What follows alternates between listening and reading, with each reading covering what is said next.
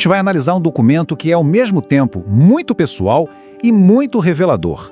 É uma carta de desligamento de uma igreja escrita por Renato Kakuri em nome dele e da família. E olha, essa não é uma história qualquer de discordância, mas sim uma jornada de convicção teológica que levou a uma decisão que literalmente mudou a vida deles. Bom, vamos lá.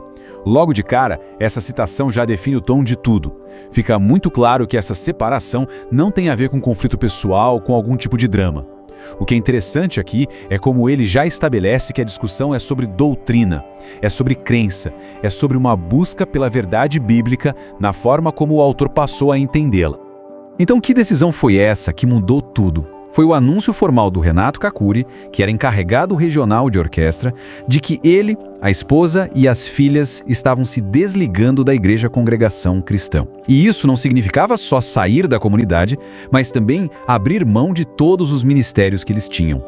Antes mesmo de explicar por que eles saíram, a carta faz questão de ser muito clara sobre os motivos que não levaram a essa decisão. Ele reforça que não teve briga pessoal, não foram fatos isolados, e um ponto crucial, não foi por causa do que a instituição define como pecado de morte.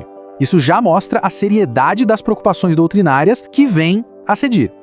Para a gente entender essa decisão tão grande, a gente precisa voltar um pouquinho no tempo. A jornada da família deu uma virada bem inesperada durante uma crise mundial, né? Um momento em que muita gente foi forçada a reavaliar tudo. E essa linha do tempo aqui ilustra muito bem o quão profundas eram as raízes dele na igreja. Ele foi batizado com 12 anos, começou a servir na orquestra aos 13, chegou a um cargo de liderança. Então, essa história longa torna o ponto de virada lá em 2020, durante a pandemia, ainda mais marcante. Foi ali que, segundo ele, a família começou a estudar as escrituras com uma intensidade totalmente nova. E aqui tem um ponto fundamental. De acordo com a carta, esse estudo aprofundado da Bíblia não abalou a fé deles. Pelo contrário, ele descreve esse período como um despertar espiritual, algo que aproximou a família de Deus de um jeito que eles nunca tinham experimentado antes. E isso nos leva ao centro da carta.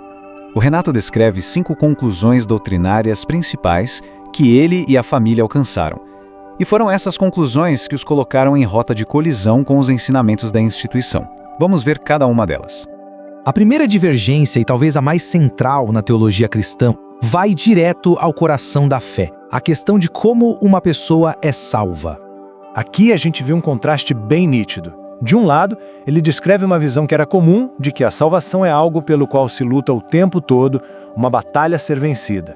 Do outro lado, a conclusão dele, baseada em passagens como Efésios 2:8, é que a salvação não se conquista por obras, mas é um presente, um dom gratuito de Deus que se recebe unicamente pela fé em Cristo. O segundo ponto de atrito tem a ver com uma prática essencial da fé, o estudo das Escrituras. A questão aqui era sobre o quão importante ou até permitido era para os membros mergulharem na Bíblia por conta própria. Ele discute uma frase que, segundo ele, é usada para desestimular o estudo bíblico mais profundo. A contra-argumentação dele é que a letra mata não se refere à Bíblia em si, mas sim à antiga lei de Moisés, que só apontava o pecado e condenava. Em contraste, o Espírito Santo vivifica, ou seja, dá vida, capacitando os crentes a obedecer. Para ele, impedir o estudo das Escrituras é, na verdade, negar o conhecimento do Evangelho. A terceira divergência já muda o foco da doutrina para a prática da comunidade. Ele critica o que percebia como uma adoração muito centrada nas necessidades humanas e não em Deus. Ele usa esse versículo para ilustrar a convicção dele de que a adoração deveria ser sobre gratidão a Deus pelo que ele já fez, principalmente pela salvação. A preocupação dele é que os cultos podem acabar virando uma espécie de troca, onde o louvor é oferecido esperando uma bênção material em troca, em vez de ser uma resposta de um coração grato a Cristo. O quarto ponto entra numa questão delicada de moralidade e julgamento. Ele discordava da maneira como a igreja, na visão dele, definia de forma muito restrita quais pecados seriam graves a ponto de levar à condenação. Esse ponto é bem revelador. A carta reconhece que o pecado sexual é grave, claro, mas ele usa passagens como a de Gálatas para argumentar que a Bíblia lista muitos outros pecados, como inimizade, ciúmes, dissensões, e os coloca no mesmo nível de gravidade, dizendo que os que cometem tais coisas não herdarão o reino de Deus. A preocupação aqui é que, ao focar demais em um tipo de pecado, a gravidade de outros acaba sendo diminuída. E isso nos leva ao quinto e último ponto de discordância dele, que fala sobre a missão principal de um cristão no mundo. o dever de compartilhar a sua fé. A posição dele aqui é bem direta. Evangelizar não é uma opção, nem um dom especial para poucas pessoas. Citando a Grande Comissão, ele argumenta que é um mandamento direto de Cristo para todos os que o seguem. Simples assim. Depois de apresentar esses 5 pontos, a carta muda de tom, fica mais pessoal, focando no peso emocional dessa decisão, o momento em que a convicção na doutrina forçou um rompimento com a comunidade de uma vida inteira. Essas 4 palavras são talvez o ponto de virada da carta. Elas passam um senso de finalidade, de que não havia mais negociação. Para ele e a família, as diferenças se tornaram tão fundamentais que continuar participando simplesmente não era mais uma opção. Que metáfora forte, né? Ele não descreve essa mudança de visão como uma escolha intelectual, mas como uma revelação, como se escamas tivessem caído dos olhos, tornando impossível ver as coisas da mesma forma que antes. Mas a carta não termina com raiva, nem com acusação. Pelo contrário, a conclusão é quase um apelo, um pedido sincero para que outros também busquem a verdade por si mesmos, direto nas Escrituras. Ele termina com o mesmo versículo que citou lá no começo. Isso meio que resume a jornada inteira. Para ele, o caminho em que eles seguiram, por mais doloroso que tenha sido, foi um caminho em direção à liberdade que se encontra na verdade das Escrituras.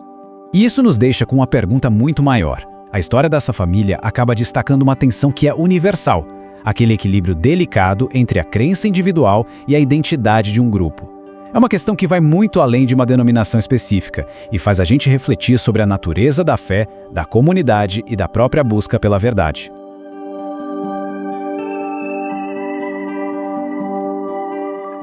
8 de novembro de 2024. Carta de desligamento e renúncia.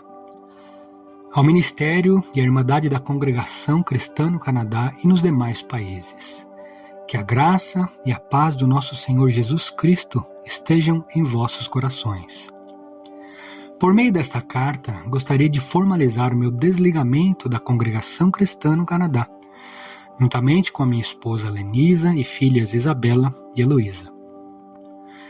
Este desligamento, consequentemente, resulta na renúncia ao Ministério de Encarregado Regional de Orquestra, assim como a renúncia da minha filha Isabela ao Ministério da Música e ao cargo de auxiliar de jovens e menores.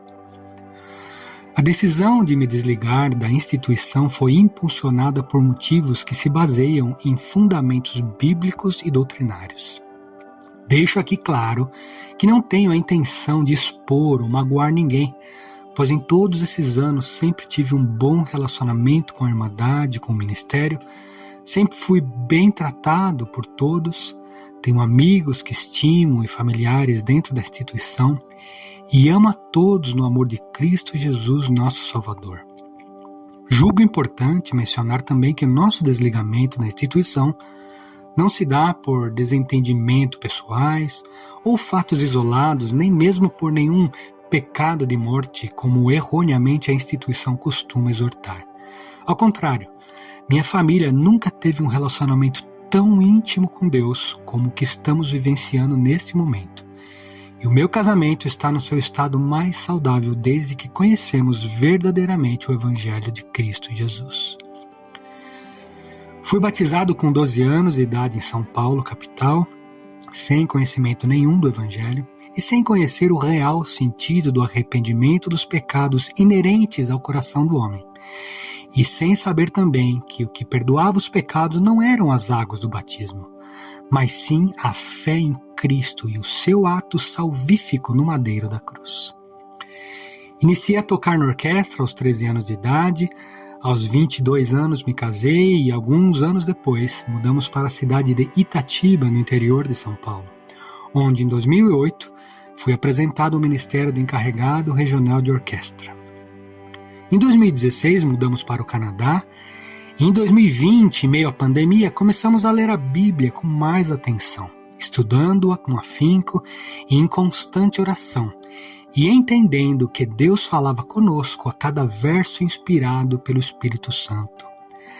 Gradativamente, o poder regenerador do Espírito Santo despertou em nós o desejo e a necessidade de nos moldar cada dia mais a Cristo Jesus, nosso Mestre. Daquela época em diante, o nosso relacionamento com Deus mudou. Agora Cristo faz parte das nossas conversas. A Bíblia está sempre ao alcance para a leitura diária. Encontrei na minha companheira uma verdadeira esposa cristã, que é a coluna da minha casa. E ela encontrou no seu esposo um discípulo de Cristo que pastoreia a sua família. Queridos irmãos e irmãs, eu vos amo em Cristo Jesus, nosso Redentor. E a alegria que transborda em mim por reconhecer abertamente a voz de Deus dentro das Sagradas Escrituras e por entender plenamente o amor que Cristo teve por nós no ato da sua morte na cruz. Assim também eu desejo que comigo recebam o mesmo entendimento, para desfrutarmos aqui na terra a vida abundante e consoladora da graça de Jesus Cristo. E finalmente, no céu, adorarmos a Deus e a Cristo Jesus eternamente. Nas páginas anexas a esta carta, eu gostaria de abordar brevemente algumas doutrinas bíblicas pelas quais a decisão de desligamento da minha família está baseada, para que nosso conhecimento seja fundado verdadeiramente e inteiramente na palavra de Deus deixada aos homens na terra, as Sagradas Escrituras. Ao negligenciar tais doutrinas bíblicas, os fiéis são conduzidos, mesmo que não propositalmente, ao erro por falta do conhecimento. A saber, tópico 1. Salvação somente pela fé. Não existe salvação por boas obras. Tópico 2. O estudo das Sagradas Escrituras, a Bíblia. Tópico 3. Jesus Cristo como centro da adoração nos cultos. Tópico 4. O pecado de morte. Tópico 5. O trabalho da evangelização. Queridos irmãos, não vos entristeçais com minhas palavras nesta carta e nos pontos que abordarei nos anexos, pois vos amo no amor de Cristo e desejo imensamente que andemos juntos na luz que é a palavra de Deus. E quem anda na luz não tropeça. Não nos deixemos seguir por emoções ou sentimentos do nosso coração. O nosso Mestre Cristo Jesus nunca nos ensinou a seguir emoções, pois elas vêm do nosso coração, que é contaminado pelo pecado. Como a palavra de Deus nos ensina em Mateus capítulo 15, verso 19, porque do coração do homem procedem os maus pensamentos, mortes, adultérios, prostituição, furtos, falsos testemunhos e blasfemas. E a possibilidade de estarmos andando em engano coloca em risco a certeza da salvação da nossa alma. Tenho grande carinho e estima pelos meus familiares e a irmandade e gostaria de permanecer entre vós. Porém, a partir do momento em que as escamas dos nossos olhos foram milagrosamente removidas pelo Espírito Santo, torna-se impossível continuar a participar em eventos e liturgias que muitas vezes distorcem e negligenciam a inerrante palavra de Deus descrita de forma clara nas Escrituras. Meu desejo sincero é que você que lê esta carta possa continuar a me amar, assim como eu te amo no amor de Cristo Jesus, nosso Redentor. As portas da minha casa, assim como o meu coração, estarão abertos a todos que estiverem dispostos a falarmos das delícias do reino do nosso Pai, declarado nas Sagradas Escrituras e evidenciado pelo regenerador trabalho do Espírito Santo em nossas vidas. João capítulo 8, verso 31 e 32 diz: Jesus dizia, pois, aos judeus que criam nele: se vós permanecerdes na minha palavra, verdadeiramente sereis meus discípulos, e conhecereis a verdade, e a verdade vos libertará. Deus abençoe grandemente do vosso irmão em Cristo Jesus, Renato Kakuri. Tópico número 1. Salvação somente pela fé. Não existe salvação por obras. Você já se considera salvo? Você acredita que já tem a vida eterna? Uma resposta bem comum a estas perguntas é: ainda não me considero salvo, mas estou lutando pela vida eterna. Isso demonstra um desconhecimento completo da natureza pecadora do ser humano e de que nenhuma das nossas melhores obras poderiam ajudar absolutamente em nada na nossa salvação. Em Romanos, capítulo 3, versos 10 ao 12, o apóstolo Paulo explica que todos os homens estão debaixo do pecado. Como está escrito, não há um justo, nenhum sequer. Não há ninguém que entenda, não há ninguém que busque a Deus. Todos se extraviaram e juntamente se fizeram inúteis. Não há quem faça o bem, não há nenhum só. Esta é a natureza humana, corrompida e pecadora. Somos filhos de Adão e em pecado fomos gerados, como a palavra nos fala no Salmo 51, verso 5. Eis que em iniquidade fui formado e em pecado me concedeu minha mãe. O plano de salvação da humanidade por Deus foi orquestrado enviando Jesus Cristo, a segunda pessoa da Trindade, verdadeiro homem e verdadeiro Deus, para pagar a dívida dos nossos pecados. E assim, no momento em que cremos nesse ato redentor, nós somos justificados e salvos, andando então na terra num processo de santificação até a nossa redenção final. Paulo exorta em Romanos capítulo 3, versos 23 e 24. Porque todos pecaram e destituídos estão da glória de Deus, sendo justificados gratuitamente pela sua graça, pela redenção que há em Cristo Jesus. Mesmo depois deste ato de fé e subsequente justificação, continuamos sendo pecadores, mas não carregamos mais a dívida do pecado e nem temos mais prazer nele. O Espírito Santo, o Consolador, nos molda dia a dia a imagem de Cristo Jesus, num processo constante de santificação. O papel do Espírito Santo não é trazer novas revelações, mas sim nos convencer do nosso pecado, nos colocando aos pés de Cristo em ato de humilhação e confissão. Como nosso Senhor Jesus disse em João, capítulo 6, verso 8. E quando ele vier, o Espírito Santo, o Consolador, convencerá o mundo do pecado e da justiça e do juízo. Quando somos motivados a fugir do pecado pelo medo do inferno, isso denota a incerteza da salvação pela fé em Cristo. Logo, vivemos em constante temor de perdê-la. Vivemos assim uma vida de dúvida, inconstância espiritual e medo do inferno. Por outro lado, o crente genuinamente regenerado, que já possui a salvação pela fé em Cristo, como a Bíblia ensina, é compelido a fugir do pecado pelo trabalho santificador do Espírito Santo. Esse crente luta contra o pecado por amor e imensa gratidão a Deus. Nossa salvação não depende das nossas boas obras, da nossa aparência de santidade, não depende do terno e gravata, não depende do tamanho do cabelo ou se a barba está cortada ou não. Na carta aos Colossenses, capítulo 2, verso 23, o apóstolo Paulo adverte sobre tais obras legalistas, as quais têm, na verdade, alguma aparência de sabedoria em devoção voluntária, humildade e em disciplina do corpo, mas não são de valor algum, senão para a satisfação da carne.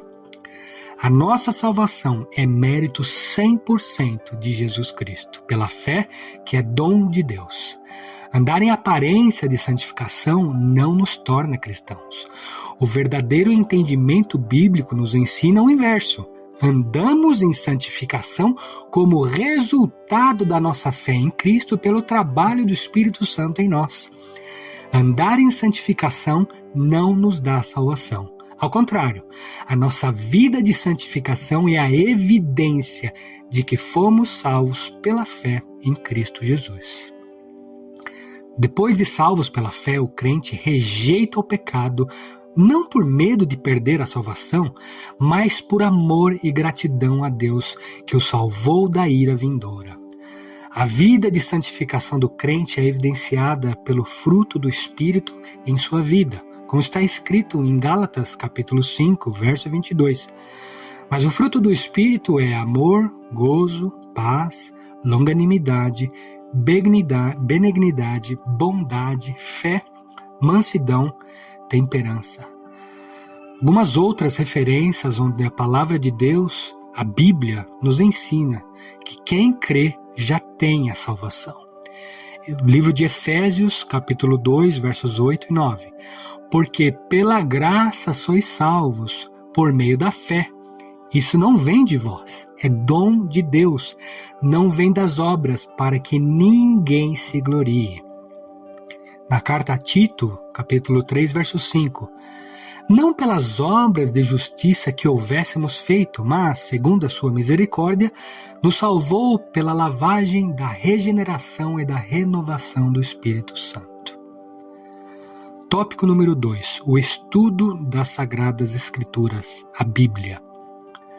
Já no Velho Testamento, o livro de Deuteronômio, capítulo 6, versos 4 a 9, nos instrui a ensinar as Escrituras aos nossos filhos.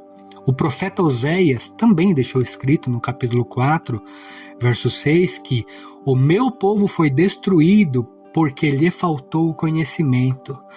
Porque tu rejeitaste o conhecimento, também eu te rejeitarei, para que não sejas sacerdote diante de mim. Visto que te esquecestes da lei do teu Deus, também eu me esquecerei dos teus filhos. E o próprio Senhor Jesus disse em Marcos capítulo 12, verso 24, porventura não errais vós em razão de não saberdes as Escrituras, nem o poder de Deus? Sem mencionar outras passagens bíblicas no Novo e Velho Testamento, onde veementemente nos é ensinado que devemos ser conhecedores e estudar as Sagradas Escrituras, como em Josué, capítulo 1, verso 8, Lucas, capítulo 24, verso 45, João, capítulo 5, verso 39, 1 Timóteo, capítulo 4, verso 13, 2 Timóteo, capítulo 3, versos 16 e 17. O que o apóstolo Paulo queria dizer quando escreveu em 2 Coríntios, capítulo 3, verso 6, a letra mata, mas o espírito vivifica, é que as leis de Moisés requeriam perfeita obediência, porém o homem, por si só, não tinha condição nem poder para obedecê-las, colocando o povo sob o julgamento de Deus, gerando assim a morte. Já no Novo Concerto, o Espírito Santo escreve as leis de Deus nos nossos corações, quando temos uma nova vida em Cristo, criando em nós o desejo de obedecê-las e dando-nos o poder pelo Espírito Santo para seguir as suas santas leis. De maneira alguma, Deus estaria nos instruindo a abandonar as Sagradas Escrituras. Seria loucura pensar que o Deus Criador se usaria de 40 homens inspirados pelo Espírito Santo ao longo de um período de cerca de 1500 anos para compilarem a verdadeira palavra de Deus escrita, a Bíblia, para instrução das gerações vindouras. E simplesmente agora, Deus decidiria mudar de ideia e exortar-nos a abandonar o estudo da sua palavra. Isso seria uma insensatez muito grande. Negar ao povo o conhecimento da Bíblia é negar o conhecimento pleno do Evangelho de Cristo e, por consequência, negar a salvação. A Bíblia não pode ser somente um acessório na liturgia do culto ou um amuleto numa estante em casa. O crente padece em todas as áreas da sua vida por não se dedicar à leitura e estudo da palavra de Deus. A leitura diária e o estudo das Sagradas Escrituras, em conjunto com constante oração, nos revelam a cada dia o poder de Cristo em nossas vidas. Nos aproxima de Deus, faz-nos conhecer a sua vontade, nos ensina a ouvir a sua doce voz e discernir entre o bem e o mal. Tópico número 3. Jesus Cristo como centro da adoração nos cultos. Admitindo o quão pequenos somos diante da grandeza de Deus, confessando o quantos pecadores nós somos diante da santidade de Deus e reconhecendo o quanto fomos perdoados pela morte de Cristo na cruz, nos leva consequentemente à humildade, adoração e gratidão perante o Deus Criador. À vista disso, nos reunir como igreja para oferecer um culto de adoração a Deus significa ter como principal assunto o Evangelho de Cristo e o plano de salvação da nossa alma outrora perdida no pecado. O culto não pode girar em torno dos homens e as suas necessidades e anseios. O centro principal do nosso louvor tem que ser Cristo Jesus e o que ele significa para nós. Qualquer texto bíblico que for lido na hora da palavra, de Gênesis a Apocalipse, tem que apontar para Cristo como Salvador das nossas almas. A pregação da palavra com um caráter triunfalista não confronta o coração pecaminoso do homem, não impulsiona o povo à confissão de pecados e ao arrependimento. Nós devemos ir ao culto para adorar e servir a Deus. Não é Deus quem tem que estar pronto para nos servir e nos atender. Uma completa inversão de valores entre o Criador e o criado. Nos reunir como igreja de Cristo em um culto a Deus, interessados em ouvir como Ele vai agir amanhã na nossa vida, se teremos vitória ou não, se podemos fazer ou desfazer negócios pessoais, entre outros, evidenciam atitudes de filhos ingratos e interessados somente nas bênçãos do Pai. Amados irmãos, quanto mais conhecemos a santidade e os atributos de Deus, mais conhecemos o quão pecadores nós somos. Dessa forma, na presença de Deus, nosso assunto deveria ser louvor, adoração, gratidão, gratidão e mais gratidão. O nosso Senhor Jesus Cristo disse em Mateus capítulo 6, verso 25, não andeis cuidadosos quanto à vossa vida, pelo que haveis de comer, ou pelo que haveis de beber, nem quanto ao vosso corpo, pelo que haveis de vestir. Não trate o teu louvor a Deus como moeda de troca pelos seus favores. Não sirva a Deus pela vida eterna, mas por pura gratidão, pois aquele que crê já tem a vida eterna. Tópico número 4. O pecado de morte. As Sagradas Escrituras nos ensinam em Mateus capítulo 12, verso 31 e Marcos capítulo 3, versos 28 a 30, que o único pecado sem perdão é a blasfêmia contra o Espírito Santo. Esse pecado é imperdoável e é praticado por aqueles que rejeitam a Deus e ao seu Filho amado, Jesus Cristo, negando a fé e evidenciando a falta de remorso por rejeitar completamente o arrependimento dos pecados. Qualquer outro pecado pode ser perdoado por Deus, desde que haja legítimo arrependimento e confissão perante Ele. Ora, Cristo agonizou na cruz como um cordeiro santo e imaculado para perdoar todos os nossos pecados. Considerar alguns pecados como mais graves do que outros, os chamados de pecado de morte, sendo o principal deles os pecados de origem sexual, fornicação e adultério, não tem nenhuma fundamentação bíblica. Porém, caros irmãos, se consultarmos a palavra de Deus em relação aos pecados, encontraremos em Gálatas, capítulo 5, verso 19 ao 21, porque as obras da carne são manifestas, as quais são prostituição, impureza, lascívia, idolatria, feitiçarias, inimizades, porfias, emulações, iras, pelejas, dissensões, heresias, invejas, homicídios, bebedices, glutonarias e coisas semelhantes a essas, acerca das quais vos declaro, como já antes vos disse, que os que cometem tais coisas não herdarão o reino de Deus. Também, em 2 Timóteo capítulo 3, versos 2 a 5, o apóstolo Paulo descreve as práticas daqueles que não entrarão no reino dos céus. Porque haverá homens amantes de si mesmos, avarentos, presunçosos, soberbos, blasfemos, desobedientes a pais e mães, ingratos, profanos, sem afeto natural, irreconciliáveis, caluniadores, incontinentes, cruéis, sem amor para com os bons, traidores, obstinados, orgulhosos, mais amigos dos deleites do que amigos de Deus, tendo aparência de piedade, mas negando a eficácia dela. Destes, afasta-te. Podemos constatar que o pecado de origem sexual não é destacado em nenhum lugar como mais grave do que os demais. Ao contrário, todos os pecados são igualmente graves para os fiéis.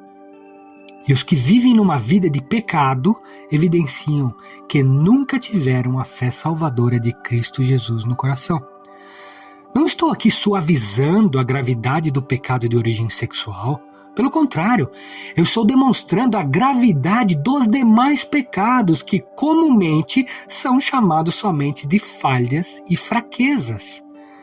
Ao ensinar a igreja erroneamente a doutrina do pecado de morte, enfatizando a gravidade de alguns pecados e suavizando a gravidade dos demais, e adicionando a negligência do ensino dos frutos do Espírito, que todo crente convertido deve evidenciar, o resultado é uma geração de crentes vivendo a vida inteira em pecado, impropriamente chamado de falhas e fraquezas, perdendo assim o caminho para a salvação. Lembremos, amados, as boas obras, a vida de santificação e o cuidado para fugir de todos os pecados são a evidência da salvação do fiel. Tópico número 5, o trabalho da evangelização. Anunciar o Evangelho é um mandamento dado pelo nosso Senhor Jesus Cristo em Marcos capítulo 16, verso 15. E disse-lhe, ide por todo o mundo, pregai o Evangelho a toda criatura. Também o apóstolo Paulo escreve em 1 Coríntios capítulo 9, verso 16, porque se anuncio o Evangelho, não tenho de que me gloriar, pois me é imposta essa obrigação. E ai de mim, se não anunciar o Evangelho. Propagar o Evangelho de Jesus Cristo não é uma opção para o crente. Não precisamos do dom de evangelizar. O prédio da igreja não evangeliza ninguém. Não precisamos esperar ou sentir Deus nos enviar para falarmos das boas novas do Evangelho. Isto está dentro das expectativas de Jesus Cristo, nosso Mestre, que saiamos ao mundo para contar as boas obras da salvação. Toda instituição evangélica tem que declarar e possuir a prática formal de alguma atividade voltada à evangelização. Considerações finais. Queridos irmãos em Cristo Jesus, aqueles que pregam e aqueles que escutam a pregação, não desprezem esta carta que foi elaborada com muito amor e oração. Rogo-vos que atentem à palavra de Deus, estudem com afinco e interesse em a Bíblia Sagrada e em constante oração a Deus. Amem as santas leis de Deus. Creiam na salvação exclusivamente pela fé em Cristo Jesus. Reúnam-se com a sua família para lerem e entenderem as Sagradas Escrituras, com cânticos de adoração e constante oração. Homens de Deus, não sejam omissos e preguiçosos, mas sejam os pastores da tua casa, que é a principal missão que Deus lhe deu na terra. Que o assunto da vossa casa seja Cristo, o Salvador, desde o teu levantar até o pôr do sol.